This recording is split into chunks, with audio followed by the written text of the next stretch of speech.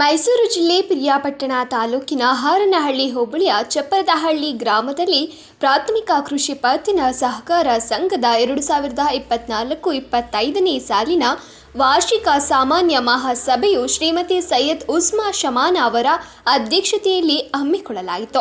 ಕಾರ್ಯಕ್ರಮದ ಮೊದಲಿಗೆ ಉಚ್ಚಪ್ಪನವರು ಮಾತನಾಡಿ, ನಮ್ಮ ಸಹಕಾರ ಸಂಘದಲ್ಲಿ 1339 ಒಟ್ಟು ಸದಸ್ಯರಿದ್ದು ಸಾಲ ಸೌಲಭ್ಯಗಳನ್ನು ನೀಡುವ ಮೂಲಕ 2.30 ಲಕ್ಷ ನಿವ್ವಳ ಲಾಭ ಗಳಿಸುವ ನಿರೀಕ್ಷೆಯಲ್ಲಿದೆ ಎಂದು ಕಾರ್ಯನಿರ್ವಹಣಾ ಅಧಿಕಾರಿ ಉಚ್ಚಪ್ಪನವರು ತಿಳಿಸಿದರು. ಬ್ರಿಟಿಷ್ ಆಡಳಿತ ವ್ಯವಸ್ಥೆಯಲ್ಲಿ ಬಹಳಷ್ಟು ಚರ್ಚೆಯಾಗಿ 1912ರಲ್ಲಿ ಈ ಸಹಕಾರ ಕಾಯ್ದೆಯು ತಿದ್ದುಪಡಿ ಮಾಡಿ ಅಂದಿನಿಂದ ಇಂದಿನವರೆಗೂ ಸಹಕಾರ ಕ್ಷೇತ್ರಗಳಲ್ಲಿ ಸರ್ಕಾರಕ್ಕೆ ಮತ್ತು ಸಾರ್ವಜನಿಕರಿಗೆ ಬಹಳ ದೊಡ್ಡ ಕೊಡುಗೆಯನ್ನು ನೀಡುತ್ತಲೇ ಬಂದಿವೆ.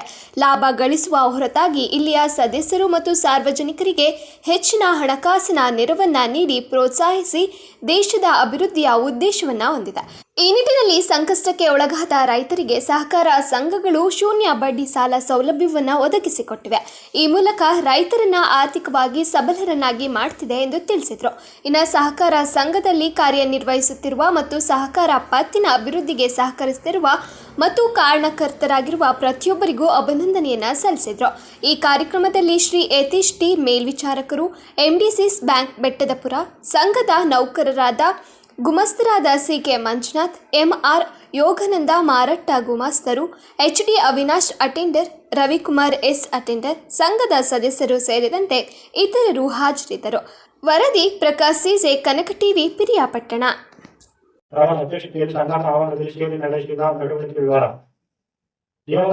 ಸರ್ಕಾರಿ ಪ್ರಾಥಮಿಕ ಶಾಲಾ ಮಕ್ಕಳ ಪ್ರಾರ್ಥನೆಯೊಂದಿಗೆ ಸಭೆಯನ್ನು ಪ್ರಾರಂಭಿಸಲಾಯಿತು. ಸ್ವಾಗತ ಭಾಷಣ ಸಂಘದ ಗುಮಾಸ್ತರಾದ ಶ್ರೀ ಮಂಜುನಾಥ್ ಅವರು, ಸಂಘದ ಆಡಳಿತಾಧಿಕಾರಿ, ಜಿಲ್ಲಾ ಪಂಚಾಯತ್ ಮೇಲ್ವಿಚಾರಕರು ಹಾಗೂ ಸಹಕಾರ ಸಂಘದ ಸಹಕಾರ ಅಭಿವೃದ್ಧಿ ಅಧಿಕಾರಿ ಹಾಗೂ ಸರ್ವ ಸದಸ್ಯರುಗಳನ್ನು ಸ್ವಾಗತಿಸಿದರು. ಮೃತಪಟ್ಟ ಸದಸ್ಯರಿಗೆ ಸಂತಾಪ ಸೂಚನೆ. ಸಂಘದಲ್ಲಿ ಸದಸ್ಯರು ಪಡೆದು ವ್ಯವಹಾರ ನಡೆಸುತ್ತಿರುವ ಸದಸ್ಯರ ಪೈಕಿ 23-24ನೇ ಸಾಲಿನ ಮೃತಪಟ್ಟ ಸದಸ್ಯರಿಗೆ ಸಭೆಗೆ 1 ನಿಮಿಷ ಮೌನಾಚರಿಸಿ ಅವರ ಆತ್ಮಕ್ಕೆ ಶಾಂತಿ ಕೋರಿತು. ಸಾಮಾನ್ಯ ಸಭೆ ಆಹ್ವಾನ ಪತ್ರಿಕೆಯನ್ನು ಓದಿ ರೆಕಾರ್ಡ್ ಮಾಡುವುದು. ಇಂದಿನ ಸಾಮಾನ್ಯ ಸಭೆ ಆಹ್ವಾನ ಪತ್ರಿಕೆಯನ್ನು ಓದಿ ಒಪ್ಪಿಗೆ ರೆಕಾರ್ಡ್ ಮಾಡಲಾಯಿತು. 22-23 ಸಾಲಿನ ವಾರ್ಷಿಕ ಸಾಮಾನ್ಯ ಸಭೆಯನ್ನು ಓದಿ ರೆಕಾರ್ಡ್ ಮಾಡುವುದು. 13/9/2022 ವಾರ್ಷಿಕ ಸಾಮಾನ್ಯ ಸಭೆ ನಡವಳಿಕೆಯನ್ನು ಓದಿ ಒಪ್ಪಿಗೆ ಅಂಗೀಕರಿಸಲಾಯಿತು. 23-24 ಸಾಲಿನ ಆಡಳಿತಾದ ಜಮಾ ಚತುರ್ಥೆ, ಲಾಭ ನಷ್ಟತೆ, ವ್ಯಾಪಾರ ಚರ್ಚೆ ಮತ್ತು ಆಸ್ತಿ ಜವಾಬ್ದಾರಿ ಓದಿ ಅಂಗೀಕರಿಸಿದ ವಿಚಾರ. 2023-24 ಸಾಲಿನ ಸಂಘದ ಆಡಳಿತವನ್ನು ರಾಜೇಶ್ ಸಂಘದಲ್ಲಿದ್ದರು. ಮೈಸೂರಿನಿಂದ ಆಡಿಟ್ ಆಗಿದ್ದು, ಅದರಂತೆ ಆಡಿಟಾದ 23-24 ಸಾಲಿನ ಜಮಾ ಚತುರ್ಥೆ, ಲಾಭ ನಷ್ಟತೆ, ವ್ಯಾಪಾರ ಚರ್ಚೆ ಮತ್ತು ಆಸ್ತಿ ಜವಾಬ್ದಾರಿ ಕರ್ತೃಗಳನ್ನು ಸಂಘದ ಮುಖ್ಯ ಕಾರ್ಯನಿರ್ವಹಣಾಧಿಕಾರಿ ಅವರು ಸಭೆಯಲ್ಲಿ ಮಂಡಿಸಿದರು. ವಿಚಾರಗಳು: ಸಂಘದ ಕಟ್ಟಡ ಮುಂಭಾಗ ಮೇಲ್ಚಾವಣಿ ಮಾಡುವ ಬಗ್ಗೆ. ಸಂಘದ ಸಾಮಾನ್ಯ ಸಭೆಯಲ್ಲಿ ಸಂಘದ ಮುಖ್ಯ ಕಾರ್ಯನಿರ್ವಹಣಾಧಿಕಾರಿಗಳು ಸರ್ವ ಸದಸ್ಯರಿಗೆ ಸಂಘದ ಮುಂಭಾಗ ಖಾಲಿ ಇರುವ ಜಾಗಕ್ಕೆ ಮೇಲ್ಚಾವಣಿ ಮಾಡಿಸುವ ಬಗ್ಗೆ ತಿಳಿಸಿದರು. ಇದಕ್ಕೆ ಸಂಘದ ಸರ್ವ ಸದಸ್ಯರುಗಳು ಇದು ಒಂದು ಉತ್ತಮವಾದ ಕೆಲಸವಾಗಿದ್ದು, ಸಂಘದ ಸದಸ್ಯರು ರೇಷನ್ ಪಡೆಯುವಾಗ ಮತ್ತು ಇತರ ಯಾವುದೇ ದೇಶಕ್ಕೂ ಬಂದಾಗ ನೆರವಿನ ಸೌಲಭ್ಯವಿದ್ದು ಮತ್ತು ಯಾವುದೇ ಸಣ್ಣ ಪುಟ್ಟ ಸಮಾರಂಭಗಳನ್ನು ಮಾಡಲು ಅನುಕೂಲವಾಗುತ್ತದೆ. ಆದ್ದರಿಂದ ಸಂಘದ ಮುಂಭಾಗ ಮೇಲ್ಚಾವಣಿ ಮಾಡಿಸುವಂತೆ ಸರ್ವ ಸದಸ್ಯರು ಸರ್ವಾನುಮತದಿಂದ ತೀರ್ಮಾನಿಸಿದರು. ಇತ್ತೀಚಿನ ವೈರಾಯಿಕ ಷೇರುಧನ ಜಾಸ್ತಿಯಾಗಿದ್ದು, ಕಡಿಮೆಯ ಷೇರುಧನವನ್ನು ಕಟ್ಟಿಸಿಕೊಳ್ಳುವ ಬಗ್ಗೆ. ಸಂಘದ ಇತ್ತೀಚಿನ ವೈನದಲ್ಲಿ ಸಂಘವು ಪ್ರತಿ ಸದಸ್ಯರು 1,000 ಷೇರು ಪಡೆಯುವಂತೆ ತಿದ್ದುಪಡಿಯಾಗಿದ್ದು, ಸಂಘದ ಕೆಲವು ಸದಸ್ಯರುಗಳು ಷೇರು 1,000ಗಿಂತ ಕಡಿಮೆ ಇದ್ದು ಹೆಚ್ಚುವರಿ ಷೇರು ಪಾವತಿಸುವಂತೆ ಸಂಘದ ಸಾಮಾನ್ಯ ವಾರ್ಷಿಕ ಸಭೆಯ ಆಹ್ವಾನ ಪತ್ರಿಕೆಯಲ್ಲಿ ತಿಳುವಳಿಕೆ ನೀಡಿದ್ದು, ಇದಕ್ಕೆ ಸರ್ವ ಸದಸ್ಯರ ಸಭೆಯು ಶ್ರೀಯುತ ಸಿ.ಎನ್. ರಾಮೇಗೌಡರವರು ಇದಕ್ಕೆ ಸಂಬಂಧಿಸಿದಂತೆ ನೀವು ಆಹ್ವಾನ ಪತ್ರಿಕೆಯಲ್ಲಿ ಪ್ರಕಟವಾಗಿರುವುದು ಸರಿಯಷ್ಟೇ, ಕೆಲವು ಸದಸ್ಯರುಗಳು ನೋಡಿರುವುದಿಲ್ಲ ಮತ್ತು ಎಷ್ಟು ಬಾಕಿ ಕಟ್ಟಬೇಕೆಂಬ ಮಾಹಿತಿ ಇರುವುದಿಲ್ಲ. ಆದ್ದರಿಂದ ಕಡಿಮೆ ಷೇರಿರುವ ಸದಸ್ಯರಿಗೆ ಕಟ್ಟಬೇಕೆಂಬ ಒಂದು ತಿಳುವಳಿಕೆ ನೀಡುವುದು ಸೂಕ್ತ ಎಂದು ತಿಳಿಸಿದರು. ಇದಕ್ಕೆ ಸಾಮಾನ್ಯ ಸಭೆಯಲ್ಲಿ ತಿಳುವಳಿಕೆ ನೋಟಿಸ್ ನೀಡುವಂತೆ ತಿಳಿಸಲಾಯಿತು. ಕಟ್ಟಂಗಿಲ್ಲ, ಇಲ್ಲಿ ಮೆಂಬರ್ಶಿಪ್ ಆಗಂಗಿಲ್ಲ, ಇಲ್ಲಿ ಲೋನ್ ತೆಗಂಗಿಲ್ಲ. ಆ ತರ ಅಭ್ಯಂತರ ಇಲ್ಲ ಅಂದ್ರೆ ಸರ್, ಸರ್ಕಾರ ಫ್ರೀ ಶೇರ್ ಮಾಡಿ ಅಂತ ಹೇಳಿದ್ರಿ, ಅಲ್ಲಿ ಫ್ರೀ ಶೇರ್ ಮಾಡಿಸ್ಕೊಂಡಿದ್ರಿ, ರೆಕಾರ್ಡ್ ತಗೊಂಡಿದ್ರಿ, ದುಡ್ಡು ಬಂದಿಲ್ಲ ಅಂತ ಹೇಳಿದಾಗ ಆಗ ಅಲ್ಲಿಗೆ ಅವ್ರಿಗೆ ಕತ್ರಿ ಮಡಗ್ನಾಗಲ್ವಾ? ಇದು ಸರ್ಕಾರ ಮಟ್ಟದಲ್ಲಿ ನೀವು ಮಾತಾಡ್ಬೇಕಲ್ಲ. 26ರಿಂದ ಬೇಕಾದ್ರೆ ಎಮರ್ಜೆನ್ಸಿ ಇದ್ರೆ ಅವ್ರು ಬೇಕಾದ್ರೆ ದುಡ್ಡು ಕಟ್ಟಿಸ್ಕೊಬಹುದು. ಇಲ್ಲ ಅದ್ ಆಗಕ್ಕಿಲ್ಲ ನಮ್ಕಿಲ್ಲ ಎಲ್ಲ ಸಚಿವ್ರಿಗೆ ಮನವಿ ಕೊಡಿ, ಅಲ್ಲಿ ಸದನದಲ್ಲಿ ಮಾತಾಡ್ತಾರೆ, ಅದು ಇದು ಪ್ರಸ್ತಾಪ ಮಾಡ್ತಾರೆ, ಅದು ದುಡ್ಡು ಹಣ ಬರ್ಸಂಗ್ ಮಾಡ್ತಾರೆ ಕೋಆಪರೇಟಿವ್ ಸೊಸೈಟಿಗೆ. ಬರ್ರಿ ಕೋಆಪರೇಟಿವ್ ಸೊಸೈಟಿ ಪಿರಿಯಾಪಟ್ಟಣ ತಾಲೂಕಿಗೆ 5 ಸ್ವಲ್ಪ ಹೆಚ್ಚಾಗಿ ಬಂದಿರೋದು ಬಂದಿಲ್ವಲ್ಲ ಅದು. ಈಗ ಬಂದೈತೆ ಅಂತ ಮಾತ್ರ ಹೇಳ್ಬಿಟ್ರೆ ಈಗ ಅದು ಸುಮ್ನೆ ಅದು ಹೆಸರು ಮಾತ್ರನ, ಅದು ಆಮೇಲೆ ಹೆಸರು ಮಾತ್ರ ಅದು.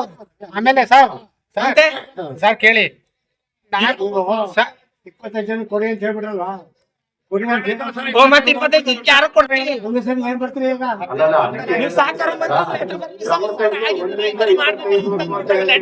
25 ಜನ ಕೊಡಿ ಅಂದ್ರಲ್ಲ, 25 ಜನ ಕೊಟ್ಟ ಅಂದ್ರೆ ಎಲ್ಲ ಇದು ಹೇಳ್ತಾರಪ್ಪ.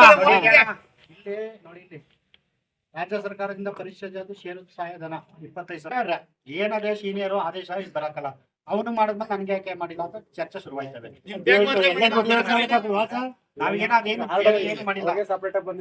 ಸದಸ್ಯ ಷೇರು ಅಮೌಂಟು 1,440,000 ನೀವು ಹೇಳಿದ್ರೆ ಸಸ್ಪೆನ್ಸ್ ಅಂದಾರ ಈ ದುಡ್ಡು 1,04,440 ಸಸ್ಪೆನ್ಸ್ ಆಗಿದೆ.